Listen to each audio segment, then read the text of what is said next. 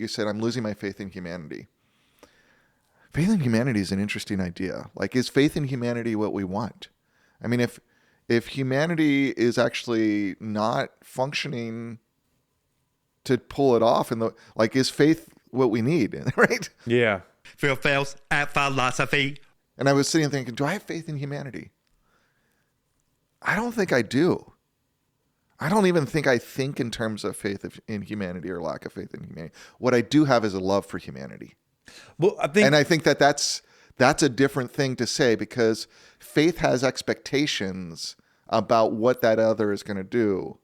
Love accepts and then tries to work with it. What is faith? Like, if I were to break that down, for me, faith is like, have we motivated in humans, in our class, if you will, are like 2024 humans, this model, all of them, have we motivated in them the right levels of compassion, empathy, greed, all of the, the basic structures of humanity to make this successful? And I would say no, that we haven't. At least the people in the top, they're probably not evil, but their motivations are just so skewed. Right. I mean, that's what when I'm talking about a political class. Again, it's not that this person or that person is a good or bad person. I mean, I think there is some level at which character can shape your ability to operate when you move into a certain political class,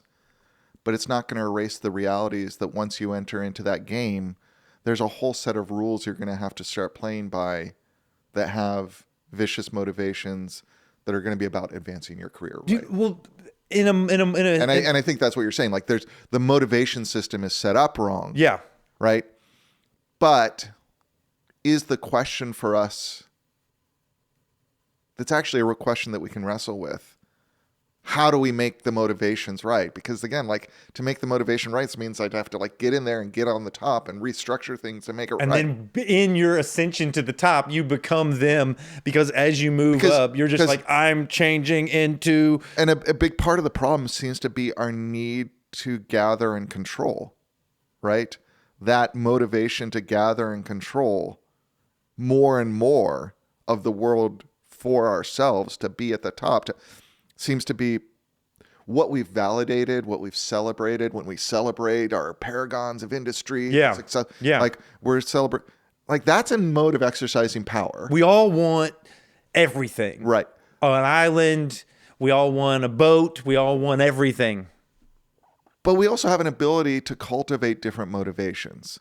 That's the heart of the argument around Buddhism, I think, is that we can cultivate different compassion. But ultimately, and I do think this is the argument of Buddhism from the beginning, and why Buddhism, like, a big critique of Buddhism when people look at it as a religion over time, is relatively apolitical, right? Yeah. It does seem to engage with political power, but it, like, when you look at the early narratives of Buddhist engagement with political power, it's not about converting nations. It's about converting kings, right? With a hope that bringing the set of motivations rooted around compassion and enlightenment to the kings will also then reshape the way they rule, so that you have a just, more verdant, and we can debate whether that's true or not, right? But they're not even looking at political power as kind of a set of political structures around this that we need to, that doesn't happen until engage Buddhism in the 20th century. That's when you begin to have Thich Nhat Hanh and others look at going to the Paris Accords and right. stuff. And that, there may be work to do there, right? There may be political work to do there within the context of Buddhism. I'm not taking that question up right now, but I am saying there does seem to be a kind of wisdom that, like, the problems are not particularly different. Their food, their livability, they're having an ability to have a good life in the face of human ignorance and suffering, right? There's the reality that people seem to embrace lives that seem counterproductive. Yeah. And even without that, we live in a world where we're going to die. We're going to get sick. We're going to die. We're going to get old, right? Yeah. Like old age, like, And He so, just went through the Buddha's Siddhartha's journey Right. through the town. right, exactly. He saw sick people. He saw old people. He saw. These are not different problems that just the way the technical aspects of what we're doing are still there. And so on one level, the solution seems to blow it up bigger. And that seems to be what he's saying by the end, right? When he looks at the Bodhisattva ideal, right? Yeah. Is, and it's kind of interesting because he's basically saying, hey, there's this problem about thinking about people who are not here, and can Buddhism help us? And here's some problems, and then at the end he's like, oh yeah, by the way, that Bodhisattva ideal, think about it. It's already doing that. Like the very nature of a Bodhisattva vow is I will give up enlightenment until I bring others to that, right? Yeah. And the way it's usually is through all sentient beings. And often, and I remember this from some of the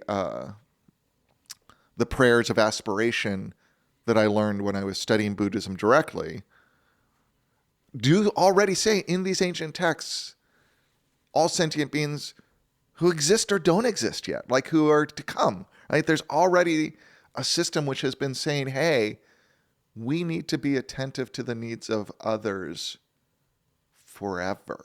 Well, there's the part of this where he's saying like, we are energy in a world where it's one.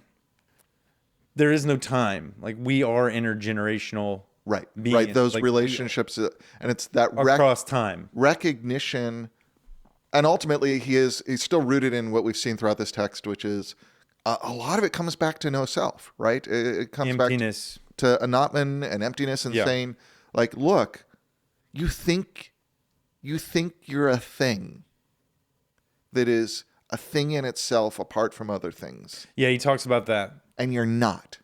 You're a node in a network of relationships. And by the way, those relationships go on forever. And on one level, that means, and I'm not necessarily arguing this is the way we need to go, but I'm interested in it as an argument. That means we need to radically personalize how we think about our ethics. And instead of saying, what needs to be different up here, I think what he's saying and what the argument would be is the way out of that moment of paralysis that comes with that anger, right? Because that anger is a frustration of not being able to do anything, is not how do I get up there to change the system, but how do I change myself to operate in whatever the system is to produce more good for others that I'm in relationship with. Yeah. That's one part. And second, to recognize that is bigger than me. And if I'm going to do it on the scale where I would have any impact on the total system, I'm going to have to commit myself to do this through all my reincarnations from here on out. Right? But it's a very personal work, and it's a very long work.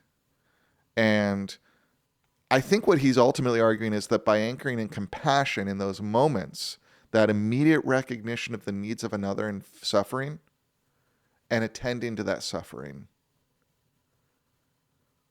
we begin to escape the helplessness of the scale of what we're confronting. Well, because you've got something, the mind has something to do.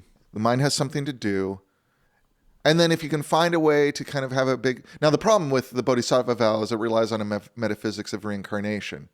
Yeah. So, like, I don't necessarily have confidence that there's going to be a me around to do much more work after I'm dead. It won't be you. Right. Yeah. Right. It won't be a you. Yeah. Yeah, maybe something goes on or not. I don't even know that.